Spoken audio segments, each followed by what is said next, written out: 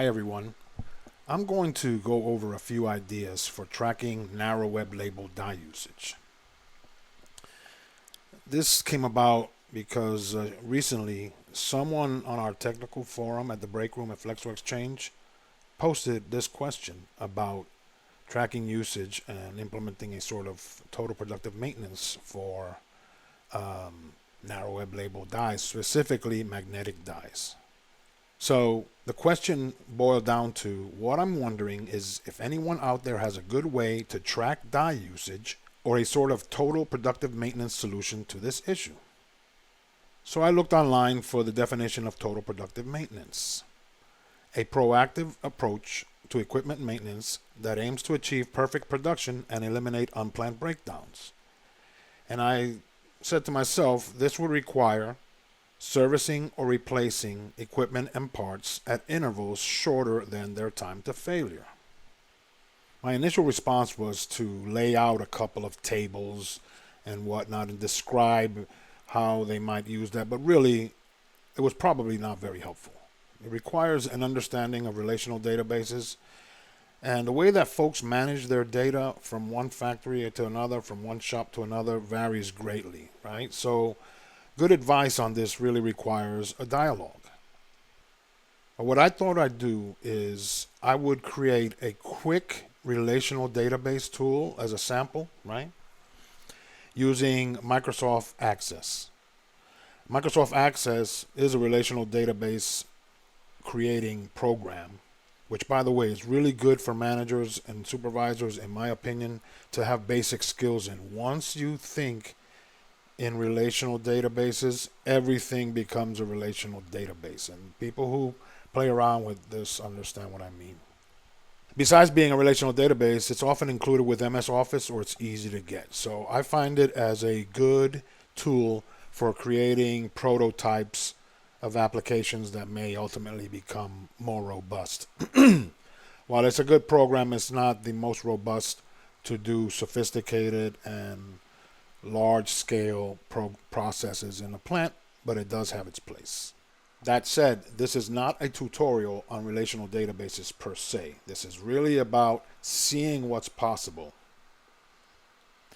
Now, relational databases have what's called tables in them. It could be one table or multiple tables, and it usually is multiple tables. In this example, we have two MS Excel tables. One is die data, which is a spreadsheet. The other one is printed orders. So let's have a look at them. So here's the die data spreadsheet or table, and here's the printed orders, and they are simply spreadsheets. This is a list of dies. We have the die ID, and we have other specifications, but they're not important for what we're going to do here. What is important is the number of cross, the number around, and what we're going to call expected revolutions. This is a die life that we expect out of it, or after this number of revolutions, we will conduct an inspection.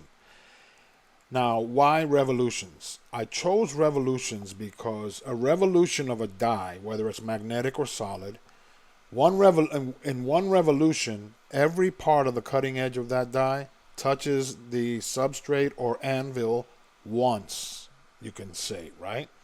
So to me, it makes sense that it be revolutions, not number of labels or number of feet. I also added a column for in service, and if it's not yes, it will not show up on the report. Okay, so that's our die data. Let's have a look at the printed orders. Now, in this example, this was generated by the system. We have a date printed. We have an order number, but it's really doesn't play much in this query. What's important is the tool ID and how many labels that tool produced. And we have tool RT1001, RT1002, RT1003, and then it repeats to simulate a die coming back and going out of production, coming back into production and going out of production, 3 of them over a period of time for this demonstration. And these are the quantities that were printed each time. we're ready to create the access tool. Before we do that, though, let's not see file name extensions. There we go. So let's go to New, Microsoft Access Database. We will call it die mileage. Open it up. And we have enable content. Okay, now that we have this clean slate, let's go ahead and link those tables. We'll grab the die data.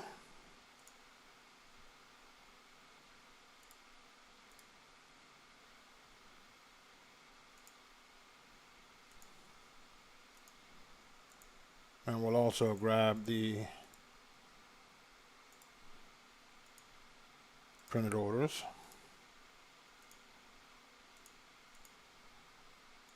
So now what we've done is we've linked those tables. You see, that's the data in the die data table. That's the data in the printed orders. And if anything changes, it'll change here too. Now that we have those two tables ready, let's go ahead and create queries.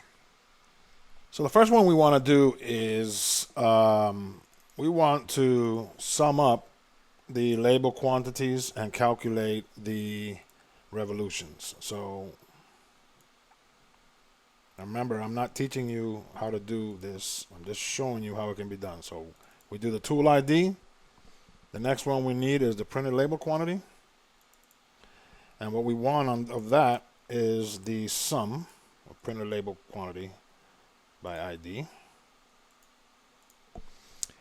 Then we want the total revolutions, which we're going to build. So the total number of revolutions equals the labels cut divided by the number of labels across divided by the number of labels around. So let's build that. This is the label quantity. We divide that by number across and divide it by number around. And we're doing the sums. And we want to make sure that in service is yes. If it's anything else, it won't show up on the report. So let's see what we have now. Okay. So we have the tool ID, the sum of prints, and the number of revolutions, and whether it's in service for each of the three labels. This is the sum, sum, sum. So let's go ahead and clean this up. You see it says tool ID, sum of prints, expression 1. Let's fix sum of prints. And we'll call this total labels cut. Okay. Over here where it says expression 1,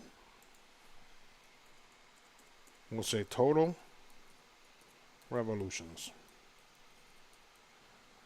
And in service, we don't have to see that. We just know that it's not going to show if it doesn't say yes, so we'll uncheck that so it doesn't show. Now let's see what we have. Much better. The tool ID, total labels, and total revolutions. We're not summing. So let's go ahead and sum that. Let's try it again. There we go. RT1001, total labels cut, total revolutions. Same with that, and same with that.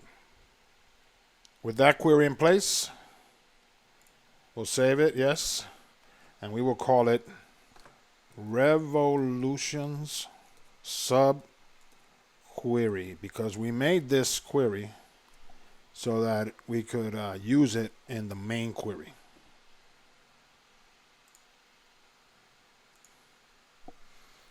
Now that we have that, let's create another query. And for this one, we'll go to our link of printed orders and die data, and we'll also use that query, and we'll link them.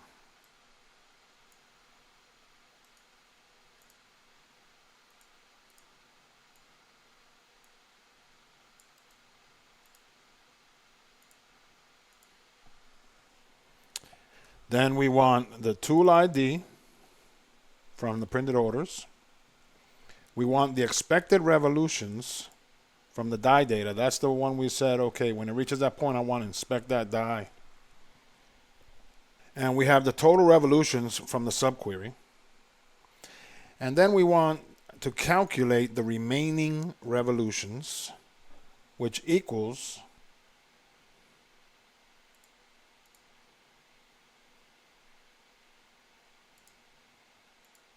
expected revolutions minus the revolution subquery total revolutions, right? So that'll tell us our remaining revolutions. And again, we want in service to be yes, and we will uncheck that so it doesn't show. So now let's see what we have. We have to do some summing.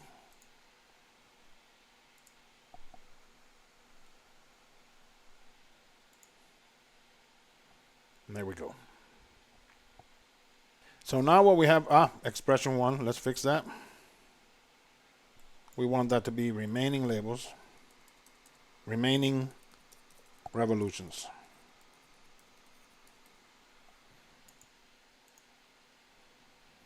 So finally what we have, and this can be made very pretty and all of that, but that's not the point. For every die that's cut labels, we calculate how many revolutions it has and how many remaining revolutions there are before we either dispose of that tool or inspect it. Okay?